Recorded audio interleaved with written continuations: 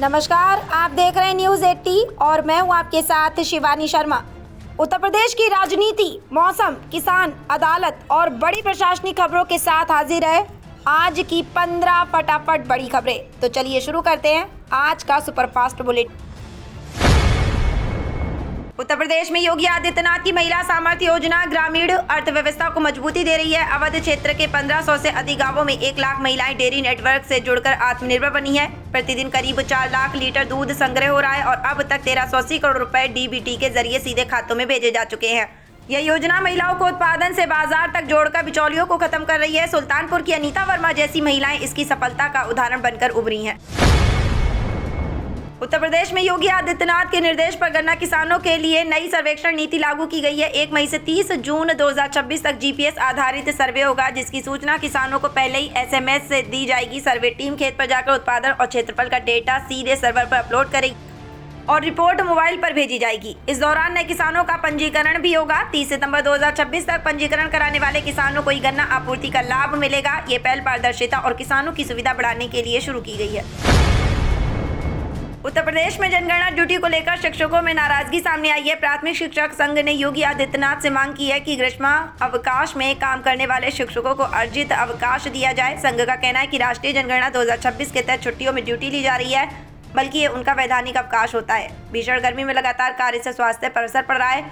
शिक्षकों ने मांग की है कि नियमों के अनुसार उनकी सेवा अभिलेख में अवकाश जोड़ा जाए ताकि उनके अधिकार सुरक्षित रह सके। उत्तर प्रदेश में गेहूं खरीद को सुचारू बनाने के लिए सरकार ने मंडल स्तर पर नोडल अधिकारियों की तैनाती की है। योगी आदित्यनाथ के नेतृत्व में ये पहल किसानों को एमएसपी का अधिक लाभ दिलाने के उद्देश्य से की गई है। नोडल अधिकारी खरीद प्रक्रिया की निगरानी करेंगे और समस्याओं का समाधान करेंगे। बेमौसम बारिश से प्रभावित गुणवत्ता को देखते हुए केंद्र ने मानकों में छूट दी है। किसानों की सुविधा के लिए टोल फ्री नंबर 1800180150 जारी किया गया। साथ ही भीड़ से बचने के लिए टोकन प्रणाली अपनाने की सलाह दी गई है। उत्तर प्रदेश में स्मार्ट प्रीपेड मीटर को लेकर उपभोक्ताओं को राहत देने की तैयारी है। उत्तर प्रदेश विद्युत नियामक आयोग ने निर्देश दिया है कि रिचार्ज के 2 घंटे के भीतर बिजली कनेक्शन बहाल न होने पर पावर कॉर्पोरेशन पर जुर्माना लगाया जा सकता है। आयोग ने एमडी को नोटिस जारी कर स्पष्टीकरण मांगा है और रोजाना 1 लाख रुपए तक की पेनल्टी की चेतावनी दी है। रिपोर्ट के अनुसार बड़ी संख्या में कनेक्शन तय समय में नहीं जुड़े। इस पर सख्ती दिखाते हुए उपभोक्ताओं के हित में कार्रवाई तेज की जा रही है। उत्तर प्रदेश में योगी आदित्यनाथ सरकार की 181 महिला हेल्पलाइन महिलाओं के लिए मजबूत सहारा बनकर उभरी है। वर्ष 2025 से 2026 में 85,000 से अधिक शिकायतों का 100% निस्तारण किया गया। घरेलू हिंसा, दहेज, साइबर क्राइम से लेकर राशन और इलाज जैसी समस्याओं में भी मदद दी गई। हेल्पलाइन पर शिकायत के 2 मिनट के भीतर कार्रवाई शुरू हो जाती है और मामलों को संबंधित विभागों तक पहुँचाया जाता है। यह सेवा 24 घंटे सक्रिय रहकर महिलाओं को कानूनी, सामाजिक और मानसिक सहयोग प्रदान कर रही है, जिससे उनका सशक्तिकरण मजबूत हुआ है। स्वामी प्रसाद मौर्य ने उत्तर प्रदेश की कानून व्यवस्था पर गंभीर सवाल उठाए हैं। उन्होंने आरोप लगाया कि प्रदेश में जंगल राज जैसे हालात हैं और अपराधियों पर जाति के आधार पर कार्रवाई हो रही है। हरदोई की एक घटना का जिक्र करते हुए उन्होंने पुलिस की लापरवाही बताई। मौर्य ने कहा कि कई जिलों में युवतियों की हत्या की घटनाएं बढ़ी हैं और प्रशासन निष्क्रिय है। साथ ही उन्होंने ये भी आरोप लगाया कि पीड़ित परिवार से मिलने गए उनके कार्यकर्ताओं पर कार्रवाई की गई। उन्होंने सरकार से निष्पक्ष कानून व्यवस्था सुनिश्चित करने की मांग की। केंद्रीय कृषि मंत्री शिवराज सिंह चौहान ने कहा कि योगी आदित्यनाथ के नेतृत्व में उत्तर प्रदेश कृषि क्षेत्र में नंबर 1 बनाए। लखनऊ में आयोजित कृषि सम्मेलन में उन्होंने राज्यों को जलवायु के अनुसार कृषि रणनीति बनाने और विविधीकरण पर जोर देने की सलाह दी। खाद्य सुरक्षा, किसान आय और पोषण को प्रमुख लक्ष्य बताया गया। उन्होंने बेहतर बीज, नकली खाद, पेस्टिसाइड पर रोक और कृषि रोड मैप तैयार करने की जरूरत बताई। साथ ही वैज्ञानिकों को गांवों तक पहुंचाकर किसानों को नई तकनीक से जोड़ने पर बल दिया।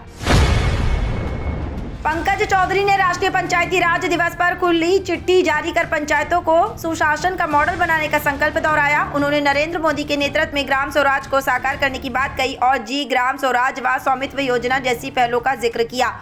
उत्तर प्रदेश में पंचायतों को विकास का केंद्र बताते हुए उन्होंने जनता से ग्राम सभाओं में भागीदारी बढ़ाने की अपील की। माना जा रहा है कि ये पहल पंचायत और 2027 विधानसभा चुनाव से पहले ग्रामीण मतदाताओं तक पहुंच मजबूत करने की रणनीति का हिस्सा है। उत्तर प्रदेश में पंचायत चुनाव को लेकर अनिश्चितता बनी हुई है, जिससे सियासी हलचल तेज हो गई है। वोटर लिस्ट का प्रकाशन 30 जून तक टलने से मई-जून में चुनाव मुश्किल दिख रहे हैं। इस बीच ग्राम प्रधानों ने योगी आदित्यनाथ सरकार से कार्यकाल बढ़ाने की मांग की है, जो 26 मई 2026 को समाप्त हो रहा है। प्रधानों ने अधूरे विकास कार्यों, जल जीवन मिशन और पंचायतों के लिए संसाधन बढ़ाने की जरूरत बताई। अब सरकार के सामने विकल्प है कि कार्यकाल बढ़ाया जाए या प्रशासक नियुक्त किए जाए। आने वाले समय में इस पर बड़ा निर्णय संभव है।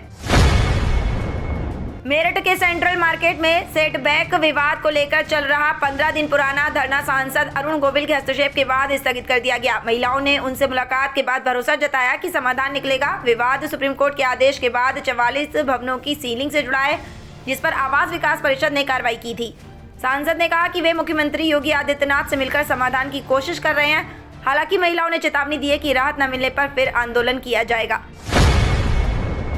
बीजेपी के राष्ट्रीय अध्यक्ष नितिन नवीन ने साफ कर दिया है कि 2027 उत्तर प्रदेश विधानसभा चुनाव योगी आदित्यनाथ के नेतृत्व में ही लड़ा जाएगा। इस घोषणा से नेतृत्व परिवर्तन की अटकलों पर विराम लग गया है और पार्टी पूरी तरह चुनावी तैयारी में जुट गई है। दूसरी ओर समाजवादी पार्टी के नेता अखिलेश यादव इसे अपने पीडीए, पिछड़ा, दलित, अल्पसंख्यक नैरेटिव के लिए अवसर मान रहे हैं। माना जा रहा है कि सपा अब इसे जाति बनाम विकास की राजनीति के रूप में पेश करेगी, जबकि बीजेपी एकजुट होकर योगी के चेहरे पर चुनाव लड़ेगी। उत्तर प्रदेश के डिप्टी सीएम केशव प्रसाद मौर्य ने विपक्ष पर महिला आरक्षण बिल को लेकर तीखा हमला बोला। बरेली में आयोजित कार्यक्रम में उन्होंने कहा कि जब 33% महिला आरक्षण का अवसर आया तो विपक्षी दलों ने इसका विरोध किया, जिसे उन्होंने महिलाओं के अधिकारों के साथ खिलवाड़ बताया। उन्होंने दावा किया कि अब देश की महिलाएं जागरूक हैं और आगामी चुनाव में जवाब देंगी। साथ ही उन्होंने मोदी सरकार की योजनाओं को महिला सशक्तिकरण का आधार बताया और विपक्ष पर राजनीतिक लाभ के लिए मुद्दों को भटकाने का आरोप लगाया। इलाहाबाद उच्च न्यायालय ने एक अहम फैसले में कहा कि निजी संपत्ति पर बुलडोजर चलाने या ध्वस्तीकरण से पहले कानूनी प्रक्रिया और नोटिस देना अनिवार्य है। कोर्ट ने स्पष्ट किया कि बिना कारण बताओ नोटिस और सुनवाई के किसी भी निर्माण को गिराना अवैध माना जाएगा।